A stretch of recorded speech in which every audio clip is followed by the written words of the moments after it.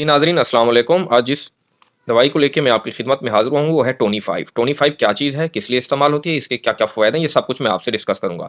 सबसे पहले आ जाते हैं इसकी पैकिंग की तरफ। इसकी पैकिंग 120 एमएल की मिकदार में ये पैक की गई है। इसमें इंग्रीडिएंट्स 5 हैं।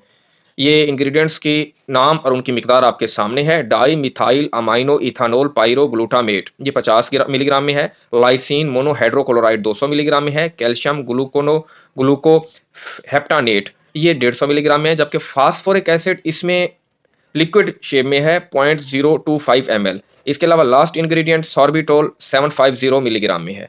तो अब आते हैं इसके तारुफ की तरफ। टोनी 5 एक ऐसा फार्मूला है जो कि खास तौर पर बच्चों में इस्तेमाल किया जाता है। ये मुख्तलिफ ऐसे अज्जा पर मुश्तमिल है जो छोटे बच्चों में ग्रोथ के हवाले से अहम किरदार अदा करते हैं। इस सिरप का ज्यादातर इस्तेमाल भूख में कमी, मना की गई ग़िज़ा का नेमुल बदल यानी डाइट रिस्ट्रिक्शन, ग़िज़ा की कमी की वजह से कमज़ोरी मेल न्यूट्रिशन, इसके अलावा किसी वजह से जिस्म के पट्टे या किसी उज़्व में कमज़ोरी डीजनरेटिव प्रोसेस, इसके लिए ये दी जाती है। अब फार्मूला मैंने आपको पहले ही बताया है, तो सबसे पहले आ जाते हैं इसके पहले इंग्रेडिएंट लाइसिन मोनोहाइड्रोक्लोराइड की तरफ कि वो क्या चीज़ है, उसके क्या-क्या फ़वाइद हैं। लाइसिन मोनोहाइड्रोक्लोराइड एक ऐसा फार्मूला है जो कि इसको आम ज़बान में हम प्रोटीन भी कहते हैं, अमीनो एसिड भी कहते हैं। इसको खिलाड़ियों, दौड़ने, भागने वाले मरीज़ों की कारकर्दगी बेहतर करने के लिए इस्तेमाल किया जाता है। इसके अलावा कंकर सोर्स मतलब कैंकर सोर्स जैसा मुँह में छाले आ जाते हैं, तस्वीर आपके सामने आ रही होंगी, ज़बान पर छाले आ जाते हैं, उसमें इस्तेमाल करते हैं। इसके अलावा शुगर के मरीज़ों में खून में ट्राइग्लिसराइड की मिकदार कम करने के लिए भी इस्तेमाल किया जाता है। ट्राइग्लिसराइड क्या चीज़ है? ट्राइग्लिसराइड जिस्म में चर्बी की एक किस्म है जो आमतौर पर खून की शरियानों में जम जाती है और जिसकी वजह से दिल के दौरे का मरीज़ को सबब बन सकता है।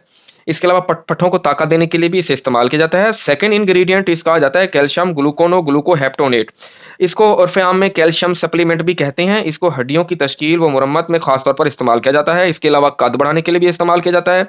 जो बच्चे कद में अक्सर माँ-बाप कहते हैं जी हमारे बच्चों का कद छोटा है, तो उसमें भी इसको इस्तेमाल किया जा सकता है।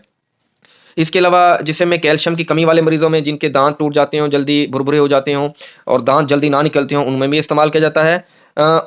मज़ीद जिन मरीज़ों में कैल्शियम की कमी हो और उनको ये दिया जाए, उनकी अलामतें कुछ इस तरह हैं।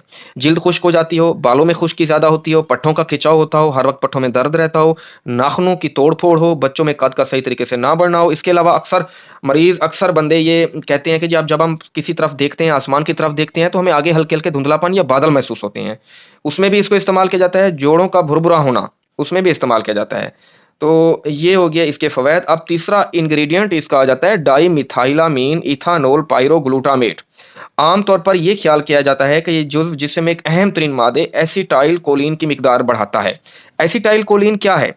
एसिटाइल कोलिन एक दिमागी पैगाम ले जाने वाला मादा है जिसको न्यूरोट्रांसमीटर भी कहते हैं, जो कि असाब को पैगामात पहुँचाते हैं। इन पैगामात की वजह से दिमाग बहुत सारे कामों को वक़्त पर कंट्रोल करता है। जैसा कि वक़्त पर सोना, जिस्म के मुख्तलिफ अज़ा का बर वक़्त काम करना या रिएक्शन देना और किसी जगह पर दर्द के एहसास को दिमाग तक पहुँचाना और इसके जवाब में जिस्म का रद्द-ए-अमल देना। मकसद ये आम ज़बान में आपको समझाऊँ कि जब आप का हाथ किसी नोकीली या गर्म चीज़ पर पड़ता है, तो आप फ़ौरन हाथ पीछे खींच लेते हैं। ये किस वजह से होता है? ये न्यूरोट्रांसमीटर्स में पुख्तगी, न्यूरोट्रांसमीटर्स की ज़्यादती, न्यूरोट्रांसमीटर का सही तरीके से काम करने की वजह से होता है। जब हम किसी चीज़ को हाथ लगाते हैं, नोकीली या हमें नुकसान देने वाली चीज़ को, तो फ़ौरन पैगाम दिमाग तक जाता है और दिमाग से फ़ौरन पैगाम मुतल्लिका हाथ के पट्ठों की तरफ आता है कि आप फ़ौरन सिकुड़ जाएँ। जब आप सिकुड़ेंगे तो हाथ उस जगह से दूर हो जाएगा। तो ये सब इस डाइमिथाइलामीन इथानोल पाइरोग्लूटामेट की वजह से है, क्योंकि ये न्यूरोट्रांसमीटर उस पैगाम देने वाले मादे को बढ़ाता है, तेज़ करता है। इसके अलावा फास्फोरिक एसिड, ये इंग्रीडिएंट मतली, चक्कर और मैदे में बेहतरी के लिए इस्तेमाल किया जाता है। इसके अलावा दस्तों की रोकथाम में भी इस्तेमाल होता है। अक्सर बच्चों को दस्तों की शिकायत आम रहती है। एक होता है बैसिलरी डिसेंट्री या एमीबिक डिसेंट्री यानी जरासीमों की वजह से कोई एक अलहदा इश्यू है, वैसे ही आम रहती है, तो उसमें भी ये बड़ा फ़ायदेमंद है।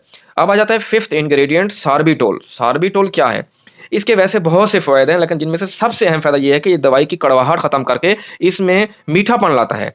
आजकल बच्चे जो है ना, वो दवाई नहीं पीते कि ये कड़वी होती है, तो इसलिए सार्बिटोल इसमें अक्सर कंपनियाँ डालती हैं किसी भी दवाई में जो उसमें मीठापन लाती है और बच्चे शौक से दवाई पीते हैं।